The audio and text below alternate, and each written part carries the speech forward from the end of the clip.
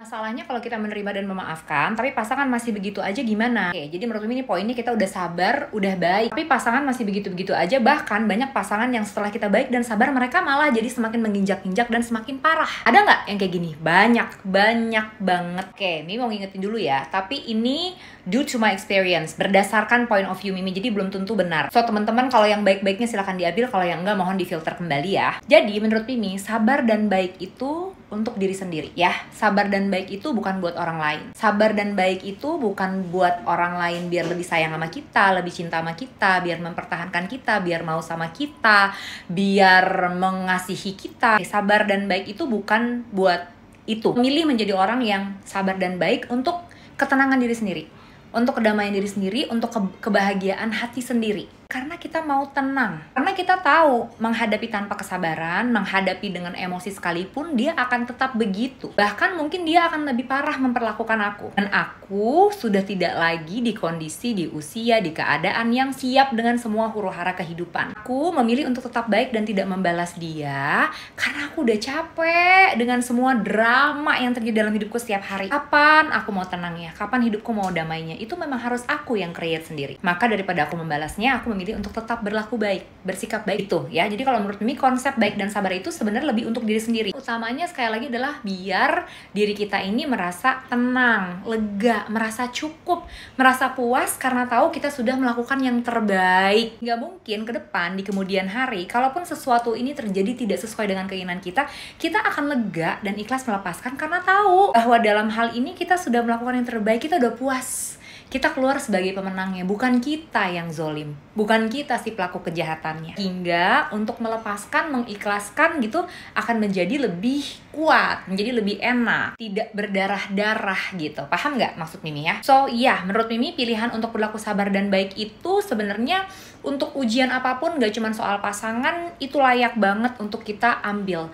layak banget untuk kita coba dulu, layak banget untuk kita terapkan ke diri kita sendiri, si sabar dan baik itu ya. Tapi ingat, karena tujuan sabar dan baik itu untuk ketenangan batin kita, ketenangan jiwa kita, kebahagiaan mental kita, maka sabar dan baik itu menurut Mimi akan menemui batasannya sendiri. Batasan yang tanpa dipaksain, batasan yang tanpa ego, tanpa emosi, batasan yang memang kayak, oh aku udah cukup kamu giniin, oh aku tuh udah cukup selama ini, aku udah gak bisa lagi diginiin. Dengan sendirinya setelah kita menerapkan konsep sabar dan baik ke diri sendiri, kamu akan nanti ketemu di fase, di waktu dimana kamu akhirnya menyadari bahwa tidak semua orang berhak mendapatkan kebaikan dan kesabaranmu dalam kurun waktu yang sangat lama, yang berkali-kali, bahkan berjuta-juta kali. Ada orang-orang yang ternyata tidak bisa mendapatkan konsep diam adalah emasnya versi kamu. Ada orang-orang yang udah cukup layak untuk kita tinggalkan karena sudah terlalu banyak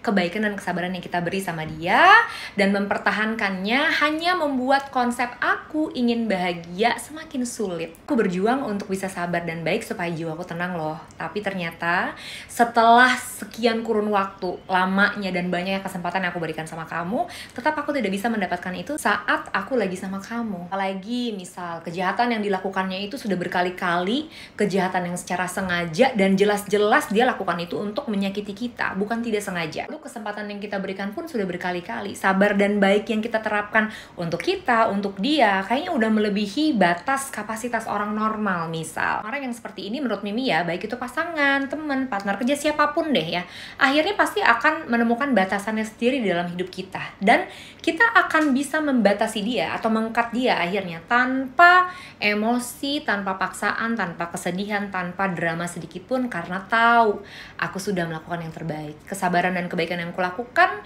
untuk aku bisa mendapatkan ketenangan dan kedamaian hatiku, dan ternyata memutuskan untuk selalu memaafkannya, memakluminya, menerimanya setelah sekian lama, itu tidak sejalur dengan konsep aku ingin damai dan bahagia. Maka mungkin ini waktunya aku bertindak tegas. Dan sikap tegasnya ini nggak melulu harus dengan kayak berpisah atau pecah kongsi misalnya. Kita juga bentuk tegasnya ini dalam hal ini misalnya bereaksi, menegaskan bahwa sorry, ini udah too much, ini udah berlebihan, lo nggak bisa giniin gue terus. Oke, karena hal seperti ini tuh tidak berkualitas untuk hubungan kita, untuk relasi kita, untuk apapun deh yang lagi kamu jalanin. Boleh gitu loh, untuk berlaku tegas, bahkan tegas banget.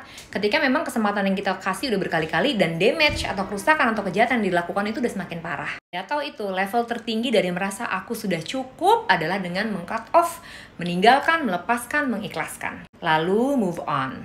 Pokoknya intinya enak deh, kalau kita tuh menjalani, menghadapi sesuatu tanpa emosi, lalu berpegangannya dengan doa, dengan Tuhan. Menurut Mimi, perasaan-perasaan yang akan muncul itu akan jauh lebih matang akhirnya. Baik itu misalnya keputusan yang positif atau negatif, keputusan yang mempersatukan ataupun yang memisahkan, itu menurut Mimi pada akhirnya akan enakeun gitu loh dijalanin dan diambilnya, karena semua proses atau fase yang kita jalani pada saat kita lagi menjalankan ujian itu kita lewati dengan penuh ketenangan, kesabaran, tanpa emosi, tanpa ego sama sekali. Kalaupun pada akhirnya kamu harus pecah emosi, itu setelah kamu kayak bener-bener udah ketemu dengan limitnya, dengan batasannya gitu loh. Dan tiap-tiap orang itu limitnya beda-beda. Dan menurut Mimi itu valid, sangat boleh-boleh aja. Selama tentu aja semuanya beralasan dan kita tidak melakukan itu untuk menghancurkan siapapun. Beneran deh, ada banget orang-orang yang memang secara sengaja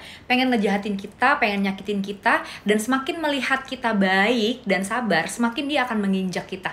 Semakin dia akan ingin menyakiti kita, menguji kita, mencobai kita. Itu ada banget orang-orang yang kayak gitu. Kita nggak bisa terus-terusan berpikir kayak, oh mungkin aku yang kurang sabar, oh mungkin aku yang terlalu emosional, oh mungkin dia nggak sengaja, oh kayaknya maksud dia nggak gitu sih, oh kayak niat dia nggak begitu sih. Kita juga harus berani pada satu titik mengatakan bahwa dia memang melakukan, yes, dia memang zolim.